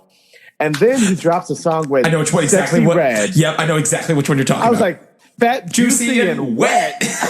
And I'm like, these 3 songs that you dropped in the span of like 5 months are on different planets. Dude, and Fat, Juicy, and Wet is fucking raunchy, dude. A banger of shit. But raunchy as hell. Like, I was listening to it and I was like, yo, this makes WAP sound like a church hymn. I was like, God damn, Bruno, what you doing? She said, titties on titties with my big titty friends. I'm like, oh my God. Fat, juicy, and wet. I was like, here, kitty, here, kitty, making my pet. I was like, oh shit. Oh my God. I'm like, damn, son. But for some people, they're like, oh, we don't know who Bruno Mars has become. I'm like, oh, guys, Bruno Mars has always been that. Yeah. His inspiration is James Brown. That is always who he's been. He just wrote Grenade so he could sell some records. Yeah. It ain't raining every day in Bruno's world, right? He just wrote that for y'all. Yeah. His world is fat, juicy, and wet. Hey, thank you. Hey, Travie, thank you so much again for joining us on the pod, y'all. Shameless plug time, dude. If people want to listen to your music, if they want to hear more of what you got going on, how do they reach you? Absolutely. So you can find me on any social media. My handle is the same. I am Travie Austin, Travie. Austin, Austin. You can find me on any streaming service, whether that be Apple Music, Spotify, Tidal, Pandora, iHeartRadio. You can literally just type it up on YouTube. There's YouTube Music, Travie Austin, and you'll find all my stuff. I have projects dated all the way back to 2020. So heck yeah, and be on the lookout for Litmus on our social media. Be on the lookout on Litmus, the unknown track, the forbidden track in Travie's repertoire of music. But no, definitely be sure to look up Travie Austin, like his music, follow it, share it, use it for anything. Raising Cane's, I'm gonna shout you out again. Jump on Chicken Tender. That song's a fucking banger, dude. Be on the lookout. We're DMing Raising Cane's right after this. Immediately. But also, if you're listening to us, be sure to follow us. Give us a rating. Helps the algorithm out. We want more people like y'all listening to us. We want to help you out of your rut because we're going to be helping ourselves while helping you guys because we're just constantly in ruts all the time. If you have any questions, please reach out to us at outoftherut@yahoo.com. I was X. Billy. And I'm Ron. Y'all stay lit, never quit. Cause baby, once I do, here's what I'm gonna do. Have some rubbing and some loving tonight. Cause baby, I need nothing else in my life.